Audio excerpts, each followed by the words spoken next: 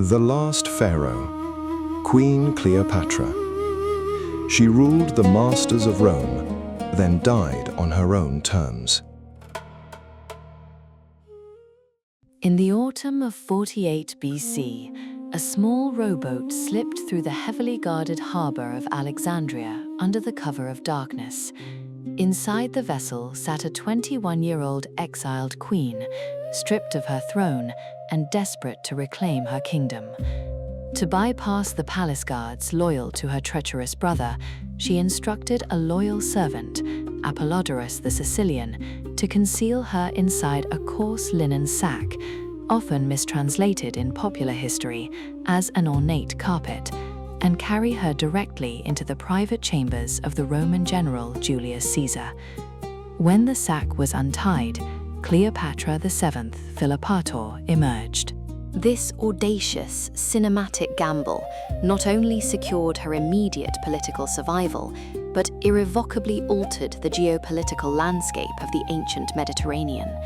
It was a singular moment of calculated brilliance that proved to Rome's greatest conqueror that the young Queen of Egypt was a formidable force, initiating a dangerous alliance that would bring the Roman Republic to its knees.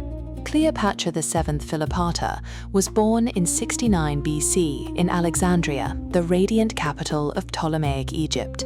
She was of Macedonian Greek descent, the final active ruler of the Ptolemaic dynasty, a royal lineage established roughly 230 years earlier by Ptolemy I Soter, a general of Alexander the Great. Her nationality was Egyptian by birth and territory, though culturally and linguistically she was steeped in the Hellenistic Tunisian. Operating primarily in the treacherous field of international politics and monarchical rule, Cleopatra is widely considered one of the most influential figures of antiquity. Her lasting historical significance stems not from the romanticized myths of her seduction, but from her extraordinary statecraft. She successfully manipulated the shifting dynamics of the Roman Republic, utilized Egypt's vast agricultural wealth to finance Roman civil wars, and nearly established a unified Eastern Empire before her tragic downfall. Cleopatra was born into a deeply unstable and violently competitive royal family. The Ptolemaic court of the 1st century BC was characterized by immense wealth, intellectual prestige, and frequent political assassinations. Her father, Ptolemy XII Auletus, was heavily reliant on Rome to maintain his fragile grip on power. As a child, Cleopatra was immersed in the cultural epicenters of Alexandria, a city boasting the famous museum and the Great Library. Her education was rigorously academic. She was trained in rhetoric, mathematics, philosophy, and diplomacy. Unlike her predecessors, who stubbornly maintained Greek as their sole language, Cleopatra possessed an extraordinary linguistic aptitude. Historical accounts indicate she learned to speak up to 9 languages fluently, including Ethiopian, Hebrew, Aramaic, Syriac, Median, Parthian, and crucially, Egyptian. She was the very first Ptolemaic ruler in over 250 years to actually speak the native tongue of the millions of subjects she ruled, a strategic advantage that allowed her to present herself as the living incarnation of the Egyptian goddess Isis. The central trauma and most formative influence of Cleopatra's early life was witnessing the near collapse of her father's reign. In 58 BC, when Cleopatra was merely 11 years old, Ptolemy XII was driven into exile by a populist uprising in Alexandria, forcing him to flee to Rome. Cleopatra accompanied him, observing firsthand the immense, intimidating power of the Roman Senate and the corruption that fueled it. Her father ultimately bought back his throne through a colossal bribe of 6,000 talents paid to Roman generals, saddling Egypt with an astronomical national debt. This brutal education in realpolitik taught the young princess a vital lesson.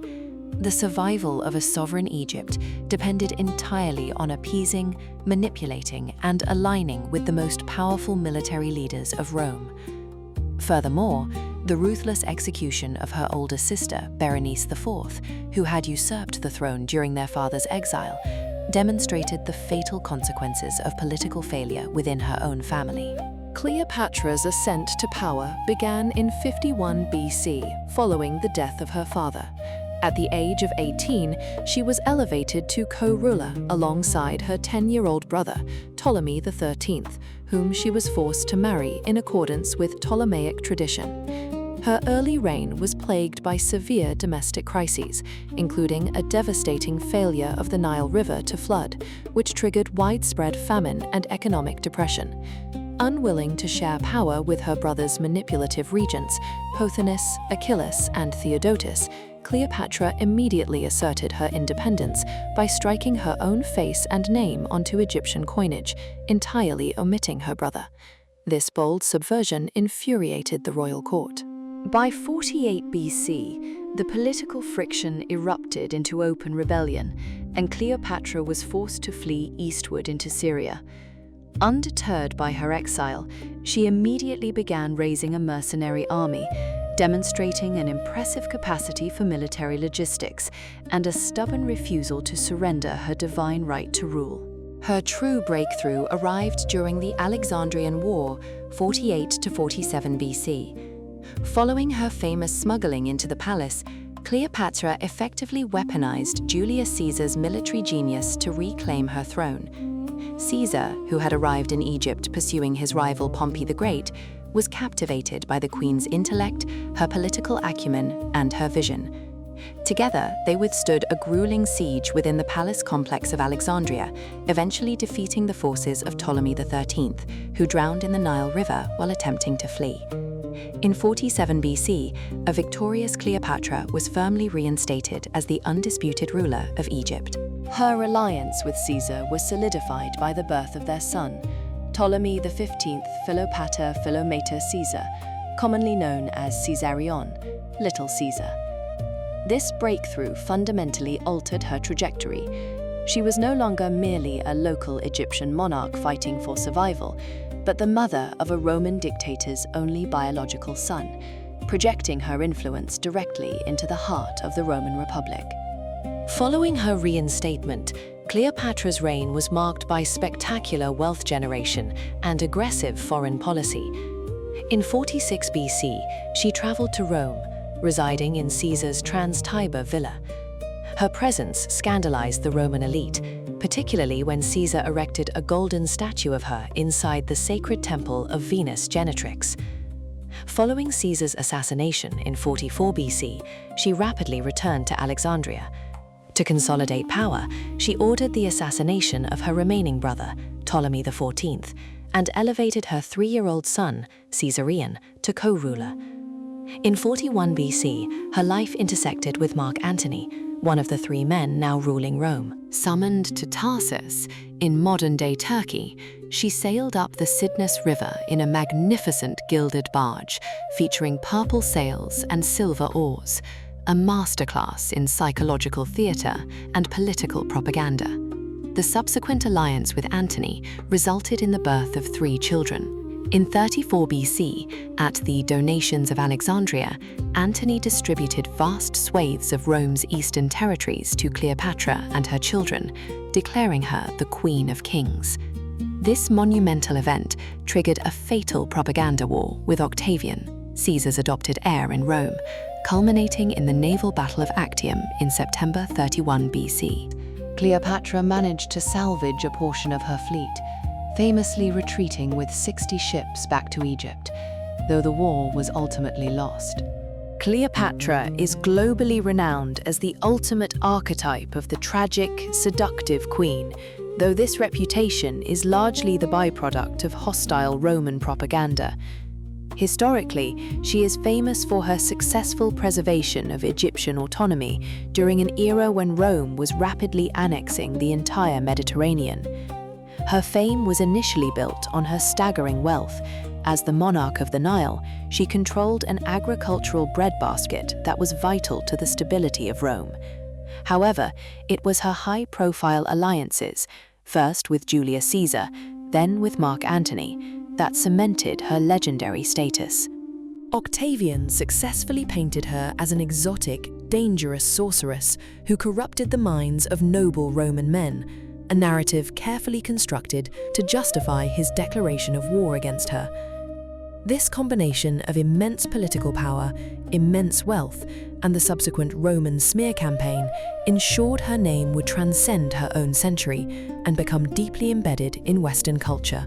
Far from the helpless romantic portrayed in modern cinema, historical evidence reveals Cleopatra as an intensely pragmatic, highly educated, and ruthlessly ambitious sovereign.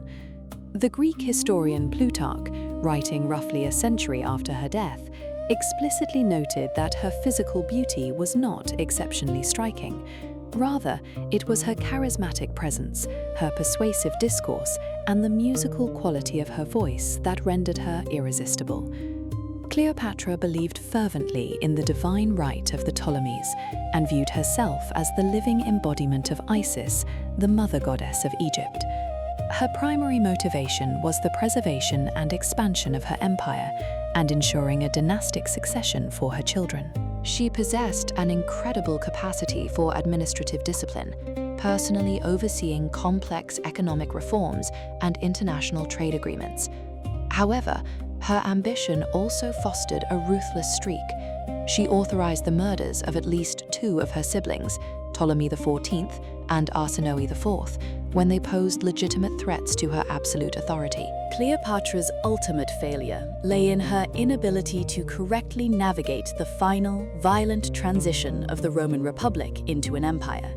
Her major miscalculation was severely underestimating Octavian, a man who lacked Antony's military bravado but possessed a far superior grasp of public relations and systemic political control.